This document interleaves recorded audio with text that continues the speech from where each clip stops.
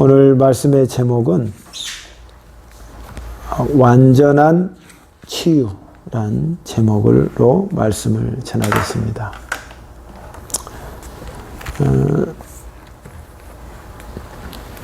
우리 주위에서 보면은 눈으로 드러난 현상을 보면 아픈 사람들이 많다는 것을 깨닫습니다.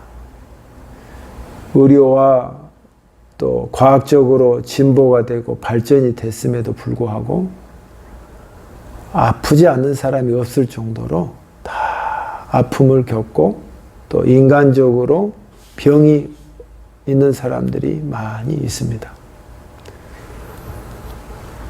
영적으로 아픈 사람은 보이지 않지만은 그건 좀 더 깊이 들어가고 개인적으로 들어가야 알 수 있는 것이지만, 그러나 눈에 드러나게 육적인 병을 가지고 있고 그것 때문에 호소하고 힘들어하는 사람들이 많다는 것입니다.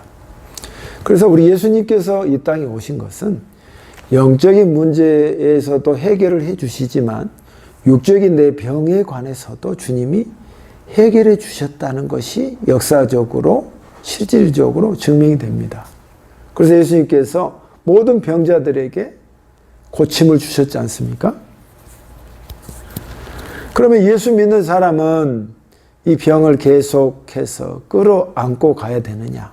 죽을 때까지. 뭐 그런 경우도 있습니다만은 오늘 이 본문에서 보면은 이들이 갖고 있는 병을 가지고 주님은 단번에 해결해 주는 모습을 보게 됩니다. 그러면 오늘 이들이 가지고 있는 어떻게 예수님께 모습을 보였기에 해결함을 받고 불치병인 이 문둥병이 나음을 받았느냐를 면밀하게 본문으로 인해서 내가 앓고 있는 병, 내가 고통 중에 힘들어하는 병을 여기에 대입을 해서 우리가 믿을 것이 의사, 의료 또 안 되는 부분이 있잖아요. 예수를 믿어서 이 부분에서 예수를 더 붙잡아서 여러분이 가슴으로 끙끙 앓고 있는 병이 다 나으시는 은혜와 기적이 있으시기를 주의 이름으로 축복합니다. 그럼 어떻게 그가 했는가? 오늘 이 스토리를 제가 이야기를 해보면 주님이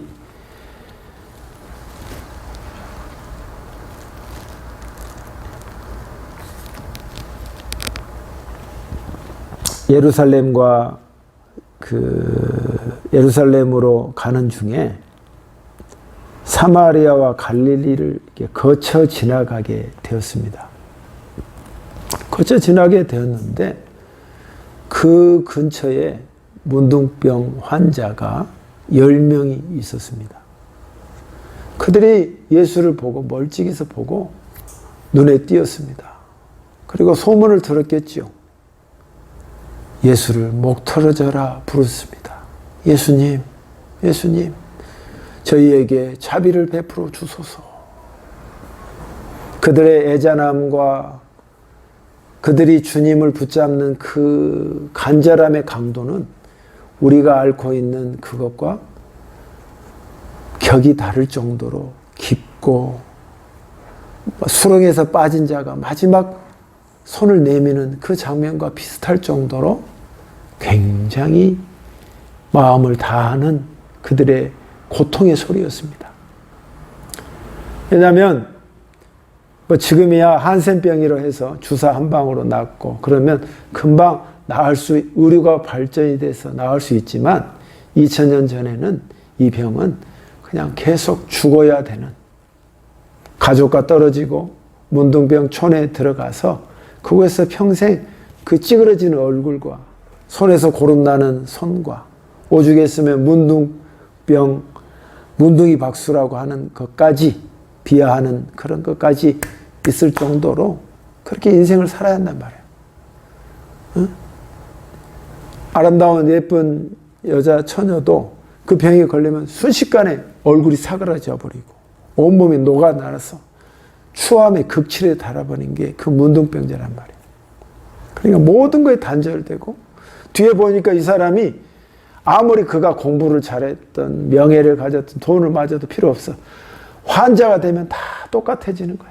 그러니까 뭐 사마리아이든 그렇게 살아있을 때는 격을 갖추고 추하게 너는 나와 함께 할 수 없어. 그래도 병이 걸리면 다 똑같아지는 거야.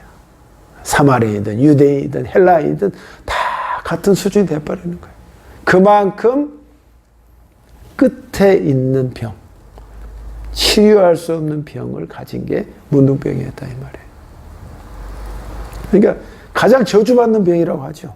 성경에서는 하나님의 저주를 받은 병이라 할 정도로 그런 사람이었지만 이들이 어떻게 회복이 되냐. 주여 저희들에게 자비를 베풀어 주소서 하는 그들의 외침은 가슴 깊이 자기 인생을 녹아낸 주님께 향한 그들의 표현이었습니다. 그래서 주님은 그들의 표현에 준하여서 아주 깊게 많은 설명을 해주시지 않고 그러면 제사장에게 가서 너의 몸을 보여라 하고 말을 하는 것입니다. 그래서 그들은 그냥 주님이 말씀하신 그 고지곧대로 제사장에게 달려갑니다. 10명이 주님께 만나지도 않고 그 소리 듣고 바로 빠꾸를 해서 백을 해서 제사장에게 달려갑니다. 제사장은 회당에 있든지 성전에 있든지 그랬겠죠. 막 달려가는데 가지도 않았습니다. 가는 도중에 몸이 깨끗이 나와버린 것입니다. 이런 기적이 어디에 있겠습니까? 성경에 실제로 여기에 있었습니다. 그러니까 그들은 10명이 다 나음을 입었습니다. 그런데 불과 이것은 짧은 시간이었고 얼마 지나지 않는 시간이었는데 한 명만이 돌아와서 예수님께 머리를 숙이고 자기의 무릎을 꿇고 예수님의 발 밑에 머리를 숙여서 하나님께 영광을 돌립니다. 오 하나님, 주님께 영광을 돌립니다. 그리고 예수님께 머리 숙여 말하기를 감사합니다 하고 그가 말합니다.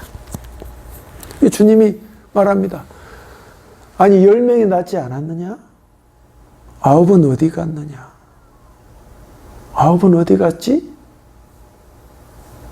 그러면서 주님 말씀하시기를 네가 이렇게 나은 이유가 너의 믿음 때문에 나은 것이다 하고 딱 끝나는 것입니다. 그리고 너는 가자. 그리고 너의 인생을 살아라. 그렇게 추악하고 남에게 멸시받았던 인생에서 끝나서 너야말로 진정으로 완전하게 치유된 사람이다. 주님이 보증을 해서 그가 딱 가는 장면으로 끝나는 것입니다. 저는 이 본문을 보면서 유일하게 공간복음에 이 누가복음에만 있는 사건입니다. 누가가 예민하고 섬세하기 때문에 이 병에 대해서 의사잖아요. 그러니까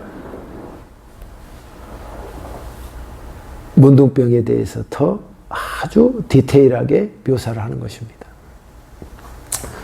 오늘 이 사건이 우리의 것으로 가져오기 위해서는 그들이 어떤 마음이었고 어떤 행동을 했으며 어떤 자세였는지를 우리가 살펴볼 필요가 있습니다. 왜 나는 치유가 잘 되지 않을까? 내 마음과 내 육신의 병도 다 나을 수 있다고 주님이 말씀하시는데 내 현실과는 너무 거리감이 있고 평생 이걸 안고 죽는 사람이 허다하게 많은 이 시대에 나는 이 말씀을 믿어야 하나?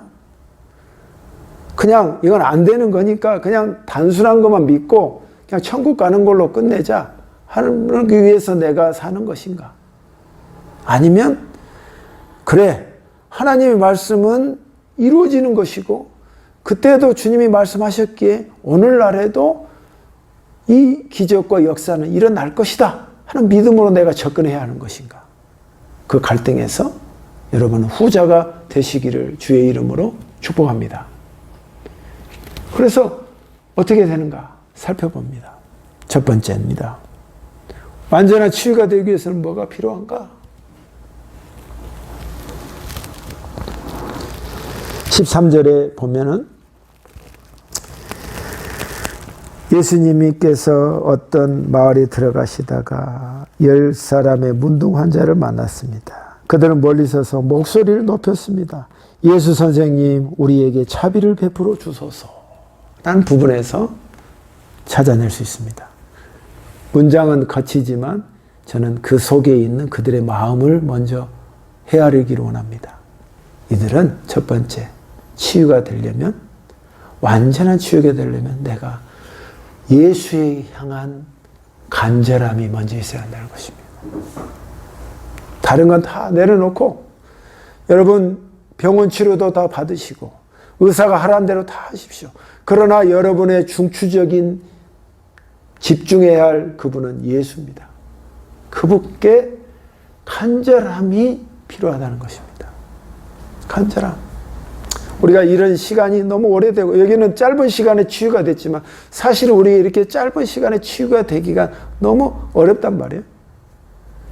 긴 시간이 필요하고 결코 간단히 끝날 부분이 아니단 말이에요. 그렇기 때문에 우리는 예수님이 우리에게 말씀하신 이 말에 향한 것이 뭐냐면 내 마음의 자세가 간절함이 있어야 한다는 것입니다. 간절함. 간절함. 하나님, 제 병을 고쳐주소서. 제 아픔을 헤아려 주소서. 병뿐만 아니라 내 문제도 그냥 혼자 끙끙 앓고 있지 말고 예수여, 나에게 자비를 베풀어 주소서. 내가 백방으로 해도 안 됩니다. 백약이 무약입니다. 예수여, 나의 문제를 해결해 주소서 하고 그분께 간절함을 표현한 거예요. 근데 이 간절함의 강도를 어찌 이 문둥병자와 나와 비교를 할 때 그들과 똑같이 내가 할 수 없겠다고 생각이 들더라고.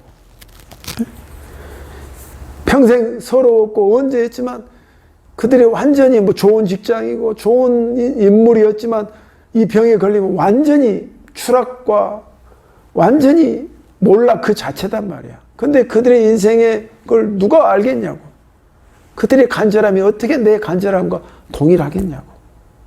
그러니까 제가 생각하고 하나님께서 제게 마음에 주신 게 뭐냐면 네 처지에서, 네 상황에서 네 간절함을 그냥 표현하면 되는 거예요. 거기에는 첫 발자국이 진지함이야. 그냥 건성으로 하지 않고 진지함이야. 진지함. 예수여, 나에게 자비를 베풀어 주소서. 내 마음을 담는, 내 마음의 그 고통으로 그 쓰라린 것을 하나로 해서 문둥병 그들과 비교할 수는 없지만 내 상황에서 맞게 주님은 맨투맨의 하나님이시니까 그분에게 내 모습을 그대로 말하는 것입니다. 간절함이 첫 발자국이에요. 첫 발자국. 두 번째는 뭐가 필요하냐면 예수님이 만나기도 전에 그들에게 말하기를 가서 제사장에 보여라 하고 말했습니다. 여기서는 굉장히 중요한 의미가 있습니다. 모든 것이든 캐캐 묵은 구약의 법을 주님이 말씀을 하시는 거예요. 문둥병이 나으려면 지가 어떻게든 의사에게 진찰을 받는 게 아니고 그 당시 때는 의사 모든 걸 다 권한을 가졌던 사람이 제사장이단 말이에요. 제사장이 가서 씻음을 받았다는 증거가 있어야 한다는 말이에요. 증명. 확인 증서가 제사장에게 너는 나음을 입었다 하고 그 의식을 통해서 깨끗이 눈으로 봤을 때 레이기에서 보면 그가 피었던 것이 다 사라졌을 때 피부병이 나았을 때 제사장이 오케이 하면 그가 이제 정상으로 회복이 된다 이 말이에요. 이것은 오늘날의 주님이 뭐라고 말씀하세요? 왜 주님이 캐캐먹은 구약법을 말씀하시고 그 절차를 밟으라고 하냐 이 말이에요. 오늘 우리에게 말씀하신 이유는 뭐냐? 네가 두 번째 필요한 것이 있다. 네 마음에 하나님의 말씀을 채워라. 그 그 말인 거예요. 제사장이 보여라. 교회 생활에서 하나님의 말씀을 네가 그냥 왔다 갔다 하지 말고 네 영혼에, 빈 마음에, 고달픈 인생에 네 말씀을 채워라. 나의 말을 채워라 하는 거예요. 왜 사람들이 치유 집회 가서 영역이 풍성한 목사님에게 치유를 받았는데 왜 다시 재발이 됩니까? 왜 다시 원상복귀 됩니까? 당사자인 내가 말씀이 없기 때문에, 말씀으로 채워지지 않기 때문에 내가 금방 옛날 두서라. 그러니까 그래 봤자 필요 없구나. 이렇게 내가 스스로 결론이 되는 거야. 사실 내 문제인데 내가 말씀이 채워지지 않는 거예요. 그러면 말씀을 어떻게 채워야 됩니까? 여러분, 지금은 좋은 시대지만 사람들이 말씀을 홍수 속에, 풍요 속에 빈곤이야. 실질적으로 내 안에 말씀이 없어. 그냥 들었기만 하지 내가 없어. 그럼 저는 이렇게 하려면 어떻게 해야 될까? 제가 고민하고 제 자신에게도 연습하고 훈련한 게 있습니다. 그게 뭐냐면, 여러분이 성경을 매일 읽고 그러면 되겠습니다만은 그렇게 하지 못한 시대가 됐고 어려운 시대가 됐습니다. 그러나 한 가지 마지막으로 꼭 해야 할 게 있다면, 하나님이 오늘 주일 말씀을 주셨잖아요. 그러면 오늘 누가복음 17장 11절부터 19절을 여러분 정신수양, 글씨 연습 다 포함해서 하나님 말씀을 여러분 마음에 새기는 것입니다. 그냥 카페에서 혼자 있을 때에도, 시간이 될 때에도 핸드폰은 얼마나 좋습니까? 성경이 깔아져 있어. 오늘 본문을 딱 펴놓고 글씨를 딱 쓰는 것입니다. 그거 내 마음에 새기는 거예요. 이 문둥병자가 어떻게 추임받았는가? 그래, 나도 말씀을 읽을 때 내 안에 힘이 되는 거예요. 쓸 때 내 것이 되는 거예요. 그냥 지나가면 그냥 오랜 시간을 통해 내가 힘든 것은 나한테만 힘든 말이에요. 말씀이 있어야 돼. 그래서 그 말씀을 쓰는 거예요. 뭐 영어가 되는 분은 영어로도 써보고. 그래서 일주일 내내 한번 써보는 거예요. 계속. 그래서 이 본문에 대해서는 누구보다도 잘해서 내 마음속에 차근차근히 세우는 거예요. 그러면 어떻게 돼요? 1년이면 52개가 말씀이 내 안에 딱 채워진다 이 말이에요. 그러면 낙심이 되고 힘들어도 어느 순간 이 말씀이 탁 튀어나와서 너는 할 수 있다. 나는 예수는 무엇이든지 할 수 있다. 그 말이 뻘로 들리지 않고 실제로 내 영혼에서 울림이 와서 그래, 할 수 있다는 자신감으로 드러난다 이 말이에요. 이 작업이 필요하다는 것입니다. 제사장이 보이라 하는 것은 현대적 의미에서 바로 우리에게 이렇게 말씀하시는 거다. 세 번째입니다. 여기까지는 다 나음을 입었습니다. 근데 한 사람이 가다가 백을 해서 돌아왔습니다. 그는 예수께 머리를 숙이고 하나님께 영광을 돌리고 그걸 낫게 해주신 예수께 감사합니다 하고 표현했습니다. 세 번째는 뭡니까? 감사합니다. 감사. 근데 사실은 나음을 입었기 때문에 감사하게 나와요. 그런데도 9명은 감사하지 않고 그냥 요새 말로 먹튀입니다. 먹고 튀어버렸습니다. 근데 이 사람은 감사했다 이 말이야. 이렇게 하신 이가 예수라기 때문에 주여 감사합니다. 이의 감사함은 어떻게 표현된지 아세요? 그 앞에 소리를 높여 예수를 불렀다는 그 문장하고 지금 말해 소리를 높여 하나님께 영광을 돌렸다는 말하고 똑같아. 그때 애절하게 불렀던 예수로 감사해도 영광을 돌렸던 그 예수의 똑같은 강도와 농도와 깊이를 가지고 주님께 감사한 거예요. 나머지 9은 먹고 튀어버렸어. 이 사람만 감사했단 말이에요. 다 잘 돼도 하나님께 감사한 사람은 극히 적다는 거예요. 그럼 오늘 우리가 이 현실에서 내가 감사할 수 있겠는가? 사실 우리가 감사보다는 불평이 먼저 나오죠. 하나님이 나에게 잘해주는 것은 딱 새까맣게 잊어버리고 안 되는 것만 하나님께 왜 안 됩니까? 저는 왜 이랬습니까? 자꾸 투정하게 되죠. 여러분, 여기에서 비밀이 하나 있습니다. 주님이 이 입을 막아버리고 입을 틀어서 감사해라 그렇게 말씀하신 게 아니에요. 여러분, 이 투정과 불만을 다른 사람에게 말해봐서 소용이 없습니다. 가장 친한 사람도 듣기 싫습니다. 그게 한두 번이지 그냥 짜증납니다. 그러나 주님은 그 불만을 받아주세요. 그러니까 여러분이 마음이 안 되고 힘든 것, 주님 나는 왜 이 병이 안 났습니까? 왜 이렇습니까? 그것을 주님에게 불만을 다 이야기하시는 겁니다. 그럴 때 치유가 됩니다. 그럴 때 마음이 위로가 됩니다. 그리고 그 불만을 다 주님께 다 쏟아내는 거예요. 시간을 내서. 그러고 난 다음에 마지막은 계속 불만으로 끝날 수도 있지만 하나님, 그래도 내가 이렇게 주님 앞에 올 수 있고 기도할 수 있는 것에 대해서 감사합니다. 해서 감사가 나오게 하는 거예요. 사랑하는 성도 여러분, 완전한 치유는 이 세 가지가 필요합니다. 간절함, 말씀, 감사. 주님이 무턱대고 하라는 얘기 아닙니다. 얼마든지 쏟을 건 나에게 다 쏟은 다음에 네가 감사하라는 거예요. 주님이 뭐라고 합니까? 마지막 절에 19절에 이렇게 말합니다. 그리고 그에게 말씀하셨습니다. 일어나, 무릎 꿇고 있습니다. 일어나 가거라. 네 믿음이 너를 낫게 하였다. 이 말은 뭐예요? 너의 마음의 신앙의 자세가 너를 낫게 한 것이다. 이 말이에요. 네가 나의 간절함을 보였고 제사에 가서 말씀이 있고 그리고 네가 나에게 감사를 했기 때문에 이 삼박자가 어루워졌기 때문에 네가 그런 자세를 갖고 네가 그런 마음을 가졌고 그런 것으로 표현했기 때문에 네 믿음이 네를 낫게 했다 이 말이에요. 사실은 제사장한테도 사실은 이들이 끝까지 가지 않았어요. 가다가 나음을 입었단 말이에요. 가다가. 그런데 이 사람은 사마리아인이야. 더 놀라는 거예요. 말씀으로 잘 들었던 사람들이 9명이야. 유대인들이야.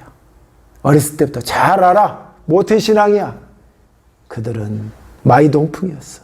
그러나 말씀하고 거리가 있는 이 사람이 인간적으로 하나님 앞에 감사하고 그분께 영광을 돌리고 그분께 주님이 하라는 그대로 했기 때문에 그 믿음의 자세를 가졌기에 나음을 입었다 이 말이에요. 여러분의 아픔, 여러분의 고질적인 병, 여러분의 문제 계속 묻고 가지 마시고 오늘 이 말씀을 한번 믿고 그렇게 살아보시기를 주의 이름으로 축원합니다. 간절함, 말씀, 그리고 감사. 그것이 여러분의 입에서, 마음에서 계속 풍겨나시기를 나셔서 여러분의 문제가 평생 끌어안고 가지 마시고 다 치유함을 받는 우리 모두가 되시기를 주의 이름으로 축복합니다. 기도하겠습니다. 하나님, 참 우리가 가진 문제가 어디 한두 개입니까? 그것을 우리 주님께